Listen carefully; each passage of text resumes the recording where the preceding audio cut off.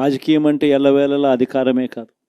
అధికారంలో లేనప్పుడు కష్టాలు ఖచ్చితంగా వస్తాయి. కానీ ఖచ్చితంగా కష్టాలు వచ్చినప్పుడు మనం ఖచ్చితంగా ఏ రకంగా రియాక్ట్ అవుతాం అన్నది మన చేతుల్లో ఉంది.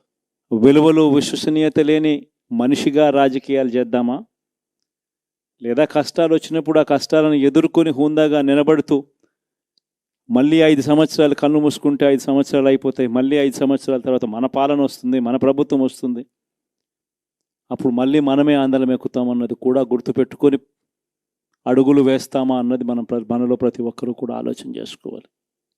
ఇదే మన ప్రభుత్వం అధికారంలో ఉన్నప్పుడు కులం చూడలేదు, మతం చూడలేదు, ప్రాంతం చూడలేదు, రాజకీయాలు చూడలేదు, చివరికి ఏ పార్టీకి ఎవరు ఓటు వేశారు అన్నది కూడా చూడకుండా ప్రతి పథకము కూడా డోర్ డెలివరీ చేయించాం మనం.